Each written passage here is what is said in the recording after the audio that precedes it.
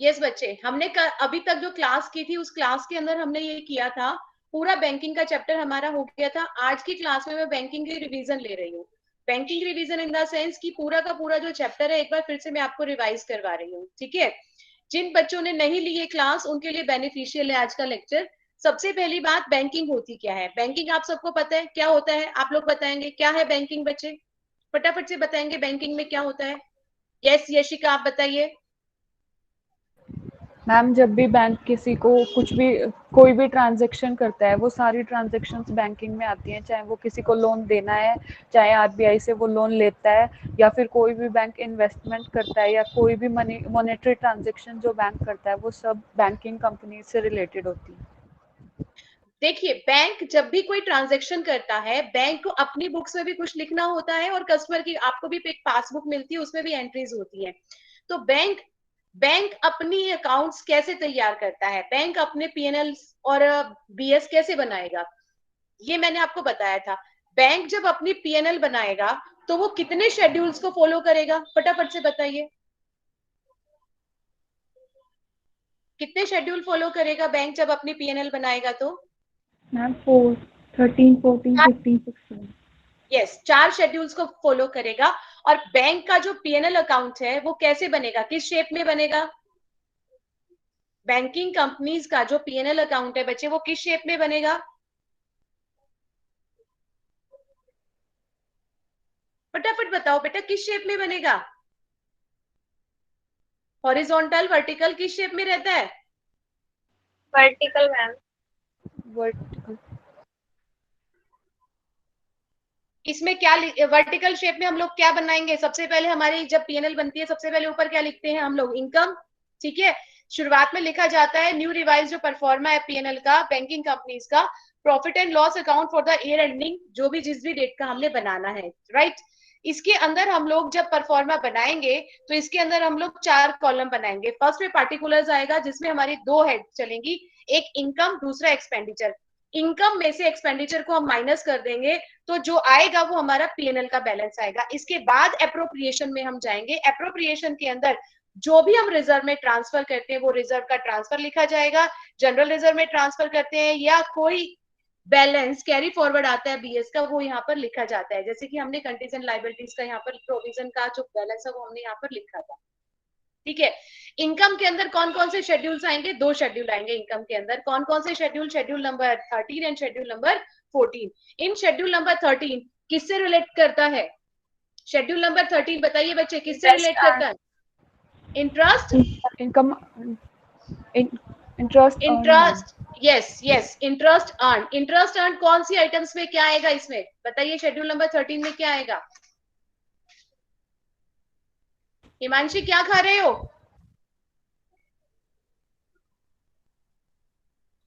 Class के साथ साथ खाना पीना चल रहा है क्या? No ma'am. चलिए आप बताइए, इंटरेस्ट ऑन शेड्यूल नंबर 13 में क्या आएगा? Ma'am interest on advance, discount on bills, और इनकम और इन्वेस्टमेंट्स, और ma'am income in of balance और विद रिजर्व बैंक्स मैं एंड पूछ अदर रही मैम। हूँ बच्चे, इंटरेस्ट अर्न का क्या मतलब है? बैंक की इनकम है ना ये, तो बैंक को इंटरेस्ट कहां कहां से मिल सकता है? कोई भी, पलक आप बताइए कहां कहां से मिल सकता है?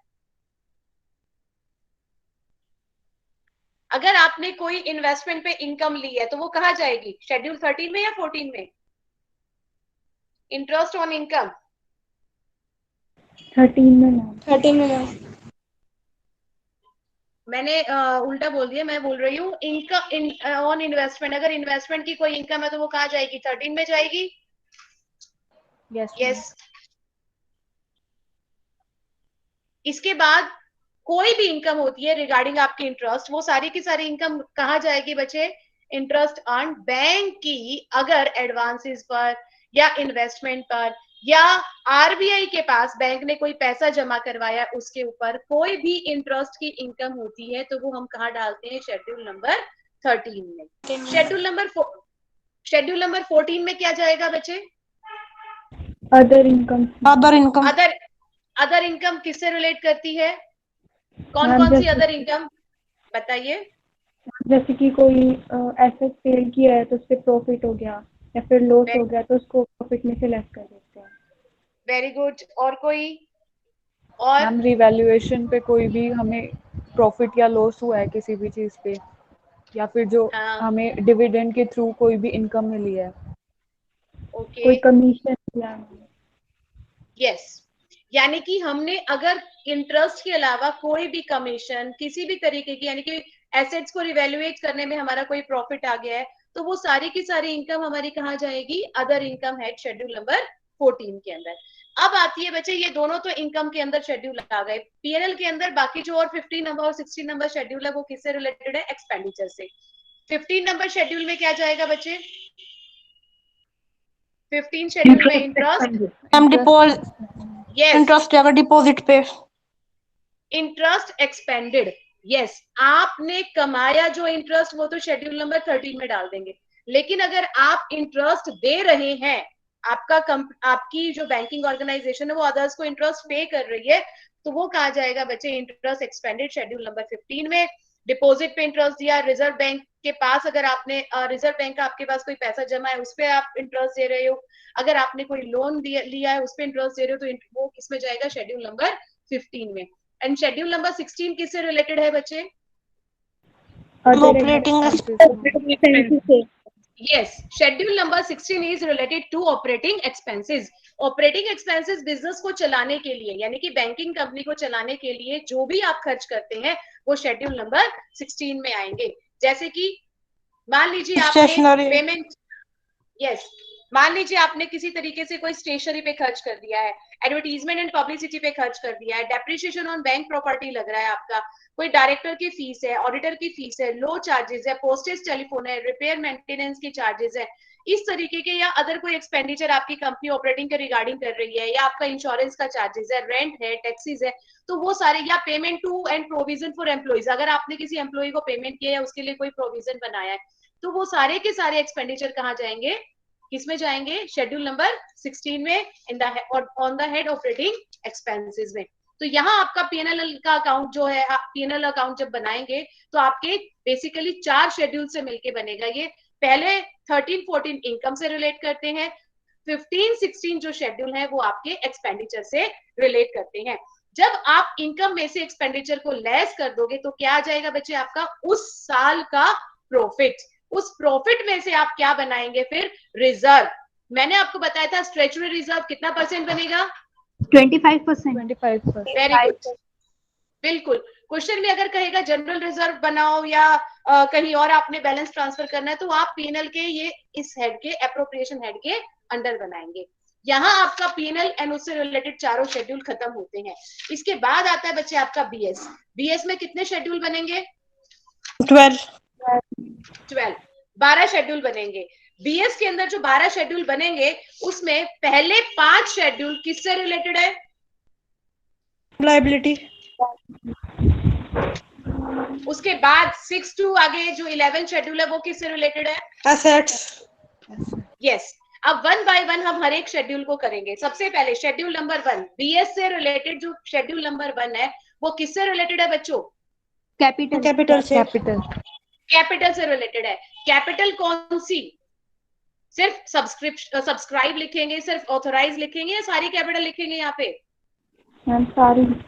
सारी कैपिटल, यस। शेड्यूल नंबर 1 जब हम बीएस बनाएंगे वही सेम वर्टिकल शेप में बनेगा, और सबसे पहले आएगा इसका कैपिटल एंड लायबिलिटीज, उसके बाद आएगा इसमें से एसेट्स, और कैपिटल एंड लायबिलिटीज से 1 to 5 शेड्यूल रिलेट करेंगे। कैपिटल एंड लायबिलिटीज हेड के अंदर सबसे पहला शेड्यूल है हमारा कैपिटल का। कैपिटल हमारी कौन कौन सी होती है? एक तो वो कैपिटल होती है जो सारी की सारी क्या है, कौन सी है बच्चे? जो ऑन्ड है सेंट्रल गवर्नमेंट की, या ऑथोराइज, या फिर आप या तो आपने इंडिया के अंदर ली है या इंडिया के बाहर से ली है, या और कौन सी हो सकती है?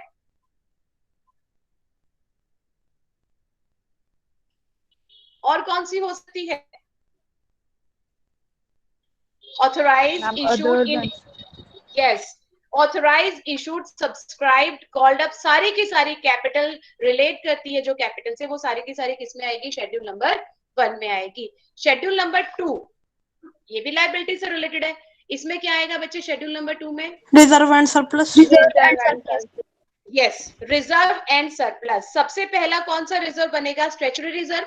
स्टैच्यूटरी रिजर्व जो पीएनएल में आप बनाएंगे उसका बैलेंस यहाँ डालेंगे। दूसरा रिजर्व कौन सा बच्चे? Capital reserve. क्वेश्चन में गिवन होगा जो भी आप बनाएंगे वो डल जाएगा यहाँ पर। हमेशा याद रखना इनका ओपनिंग बैलेंस जो गिवन होगा इस साल का जो आप बनाएंगे वो ऐड करेंगे, और जो आपका एडिशन मतलब ड्यूरिंग द ईयर जो रहेगा आपका वो ऐड रह जाएगा, और कोई क्लोजिंग बैलेंस है तो आप इसमें से क्या कर देंगे? लेस कर देंगे। इसी तरीके से यहीं पर आपका प्रॉफिट आएगा रिजर्व एंड सरप्लस का। जो बीएस का प्रॉफिट रहेगा वो यहाँ पर रहेगा, पीएनएल का जो प्रॉफिट आएगा वो यहाँ पर दिखाया जाएगा बच्चे।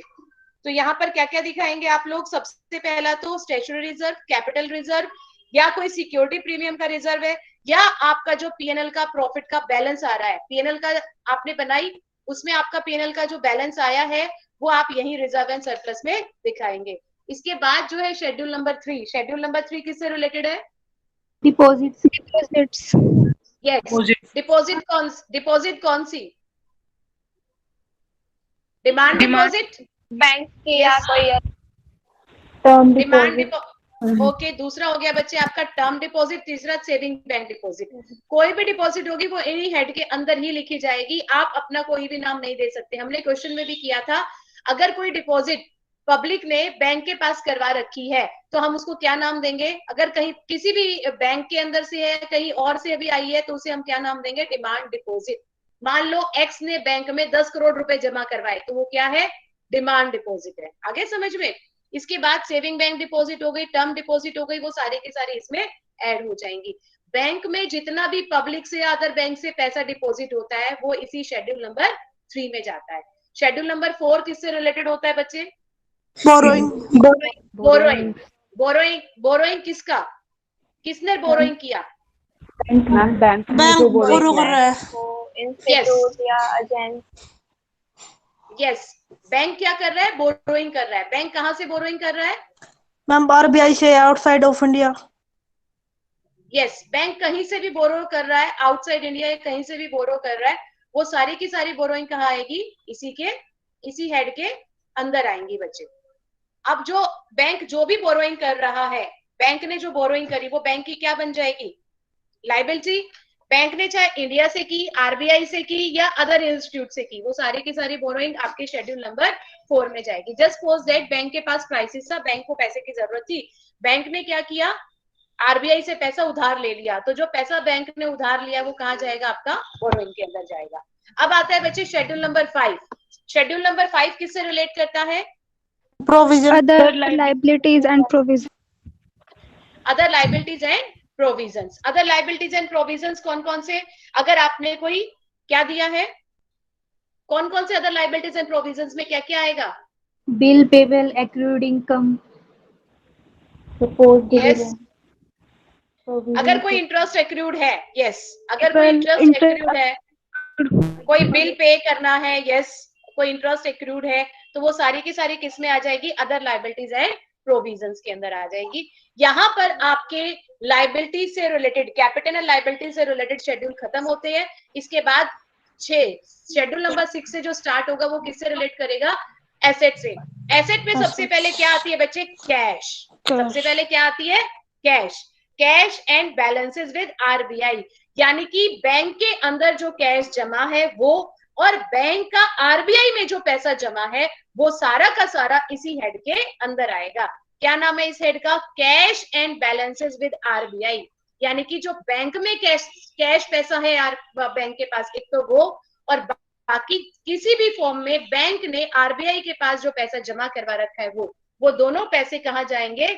चाहे वो करंट में या अदर अकाउंट में, वो कहाँ जाएंगे? शेड्यूल नंबर 6 के अंदर।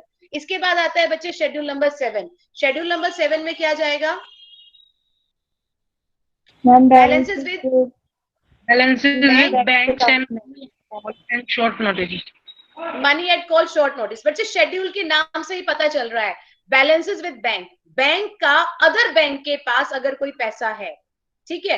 क्या होता है, बैंक की जो अदर ब्रांच है या और बैंक जो होते हैं, अगर उनमें कोई क्राइसिस आ जाता है, तो मैंने एक इंस्ट्रूमेंट बताया था, ये मनी मार्केट का इंस्ट्रूमेंट है, money at call short notice, या कॉल मनी मार्केट में कॉल मनी एक तरीके का इंस्ट्रूमेंट होता है। जब बैंक 2 घंटे के लिए, 4 घंटे के लिए, 2 दिन के लिए, मैक्सिमम 2 डेज के लिए अगर बैंक से पैसा उधार लेती है, तो वो जो बैंक, मान लो बैंक पीएनबी ने बैंक एसबीआई को 2 दिन के लिए पैसा उधार दिया, तो बैंक पीएनबी के जो 2 दिन के लिए एसबीआई को पैसा उधार दिया है, तो वो क्या आएगा, balances with money at call, ठीक है, क्या आएगा, balance with money at call and short notice. PNB head के अंदर शेड्यूल नंबर 7 में जितना भी पैसा अदर बैंक को उधार देगी वो उसके अंदर डाल के लिख देगी। समझ आ गया बच्चे? या बैंक का दूसरे बैंक के साथ, या बैंक का चाहे वो इंडिया के अंदर हो या आउटसाइड इंडिया हो, उनके साथ जितना भी पैसा गया हुआ है वो सारा इसमें लिखा जाएगा। इसके बाद आती है बच्चे शेड्यूल नंबर 8। शेड्यूल नंबर 8 में आती है इन्वेस्टमेंट। बैंक ने जितनी भी इन्वेस्टमेंट कर रखी है वो सारी की सारी इन्वेस्टमेंट शेड्यूल नंबर 8 में डालते हैं। कौन कौन सी इन्वेस्टमेंट हो सकती है? गवर्नमेंट सिक्योरिटीज में इन्वेस्टमेंट हो सकती है, अगर कोई अप्रूव सिक्योरिटी है, शेयर्स है, डिवेंचर्स है, सब्सिडरीज है, तो अगर आपने किसी के अंदर भी इस तरीके की इन्वेस्टमेंट कर रखी है तो वो सारी की सारी इन्वेस्टमेंट क्या कहाँ आएगी? शेड्यूल नंबर 8 में। अब कुछ बच्चों ने पूछा था कि मैम हमने अगर सिल्वर में इन्वेस्टमेंट बैंक ने कर रखी है या गोल्ड में इन्वेस्टमेंट कर रखी है, तो सिल्वर में अगर इन्वेस्टमेंट कर रखी है तो कहाँ गई थी? कोई बताएगा कहाँ जाएगी? Ma'am other assets. यस। और अगर आप गोल्ड में इन्वेस्टमेंट करते हैं तो वो इन्वेस्टमेंट में। यस यस यस, वो इन्वेस्टमेंट में। लेकिन अगर आप सिल्वर में करते हैं तो वो कहाँ जाएगी? अदर एसेट्स में। इसका रीजन मैंने आपको बताया था। अब इसके बाद आता है बच्चे शेड्यूल नंबर 9। रिलेट किससे करता है? शेड्यूल नंबर 9 किससे रिलेटेड है बच्चे? एडवांस। वेरी गुड, एडवांसेस से। एडवांसेस में क्या आता है? अगर आपने कोई बिल परचेज किया, मान लो किसी बैंक का बिल था, आपने परचेज कर लिया, यानी कि अब वो बैंक का बिल आप पेमेंट कर रहे हैं, तो उसके ऊपर आप कुछ रिबेट मिलेगी आपको, ठीक है? तो वो रिबेट क्या करेंगे हम लोग? लेस करके दिखाएंगे। Rebate on bill discounting, less करके दिखाएंगे। अगर कोई कैश क्रेडिट, अगर आपने किसी और को कैश क्रेडिट दिया है वो आएगा। ओवरड्राफ्ट है वो आएगा इसके अंदर। कोई अगर आपकी किसी तरीके का टर्म लोन है वो सारे के सारे एडवांसेस के अंदर आएंगे। किसी भी फॉर्म में अगर बैंक किसी को उधार देता है तो वो सारे के सारे इसी हेड के अंदर आएंगे। आई होप आपको समझ आ गया होगा। और एडवांसेस की एडजस्टमेंट मैंने आपको करवाई थी कैसे करेंगे। इसके बाद आता है बच्चे शेड्यूल नंबर 10। शेड्यूल नंबर 10 किससे रिलेटेड है? Fixed assets. Fix, yes, fix assets मतलब बिल्डिंग और कोई भी प्रेमिसेस है बैंक की, तो वो सारी की सारी किसके अंदर आएगी? फिक्स एसेट्स के अंदर आएंगी। इसके बाद शेड्यूल नंबर 11 जो कि अदर एसेट्स है। अगर कोई इंटरेस्ट एक्रूड रह गया है वो आ गया है आपका। स्टेशनरी स्टैंप हो गई है आपकी। नॉन बैंकिंग एसेट्स कोई भी आपने रिक्वायर कर रखी है जो आप सेटिस्फेक्शन ऑफ द क्लेम को सेटिस्फाई करने के लिए लेते हैं, तो वो सारी की सारी इन सब के अलावा जो भी एसेट्स है वो किसमें जाएगी? अदर एसेट्स के अंदर। इसके बाद आपका लाइबिलिटीज का टोटल हो गया, अदर एसेट्स का टोटल, जितने भी एसेट्स है वो टोटल हो गई है। इसके बाद जो लास्ट में लिखा जाएगा वो कौन सा अकाउंट बनेगा? बीएस के अंदर किस हेड के अंदर जाएगी बच्चे? Contingent and contingent liability. Contingent liability कौन सी होती है? कि बैंक को पता नहीं था एकदम से अराइज हो गई, वही होती है कंटीजेंट लाइबिलिटी। जैसे कि कौन कौन सी होती है बता सकते हैं? कोई पार्शियली पेड इन्वेस्टमेंट हो गई उससे रिलेटेड हो गई है, या कोई एक्सेप्टेंस एंडोर्समेंट है, या कोई भी ऑब्लिगेशन है, वो भी आप किसके अंडर डालेंगे? आप कंटीजेंट लाइबिलिटी के अंडर डालेंगे। यहाँ आपके शेड्यूल नंबर 12 डाल के यहाँ पर बीएस का भी सारे के सारे शेड्यूल क्या हो जाते हैं? कंप्लीट। जब आप 1 to 5 and 6 to 11 and then फिर कंटीजेंट लाइबिलिटीज का अलग से डाल के आप टोटल करेंगे, यहाँ आपकी बैंकिंग की जो बीएस है वो क्या होती है? कंप्लीट होती है। अब ये जो सारे के सारे शेड्यूल हैं 1 से लेके 16 तक के, ये सारे शेड्यूल मैंने आज आपको फिर से रिकॉल करवा दिए हैं। सबसे पहला जो शेड्यूल है वो कैपिटल का है, दूसरा शेड्यूल हमारा रिजर्व का है, तीसरा शेड्यूल डिपॉजिट्स का है, चौथा हमारा किसका है? बोरोइंग का, पांचवा हमारा किसका है? Other liabilities and yes, other liabilities and provisions का। इसके बाद शेड्यूल नंबर 6 कैश का है, schedule number 7 balances with other bank, schedule number 8 investment, yes, schedule number 9 advances, schedule number 10 किससे रिलेट करता है?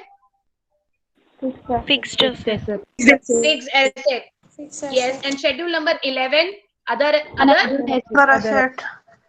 Yes other assets and 12 contingent Contingent liability. ये liability. सारे के सारे बीएस के शेड्यूल है 12 के 12। इसके बाद 13 number schedule demand deposit, 14th borrowing, 15th demand interest expanded.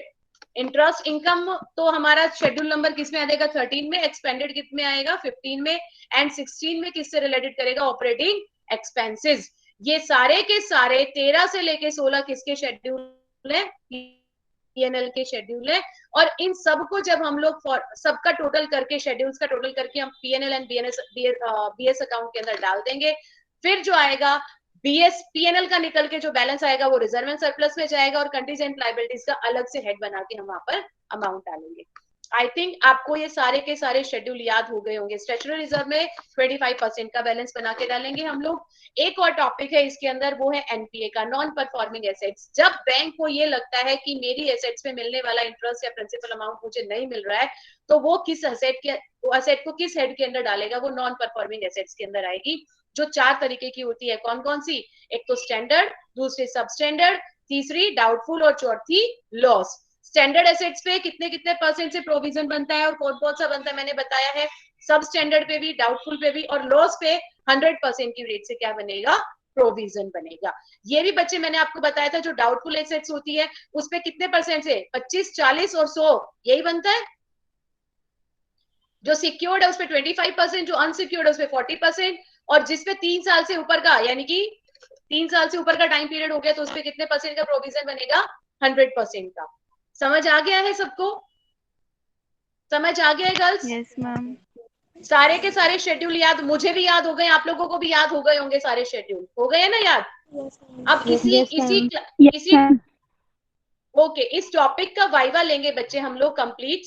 वो वाइवा लेंगे, मैं आपको डेट एंड टाइम फिक्स करके बता दूंगी, और मैं हर एक से पूछूंगी कैपिटल में शेड्यूल में क्या जाएगा, रिजर्व सरप्लस में क्या जाएगा। मैं छोटी छोटी आइटम या एडजस्टमेंट भी दे सकती हूँ। समझ आ गया है? और आपको फिर करके बतानी है। कल से हम अपना नया चैप्टर होल्डिंग कंपनी का स्टार्ट करेंगे, ठीक है? समझ आ गया बच्चों? Okay ma'am. ओके बच्चे, आप लोग फटाफट से कमेंट सेक्शन के अंदर अपनी अपनी अटेंडेंस मुझे सेंड कर दीजिए।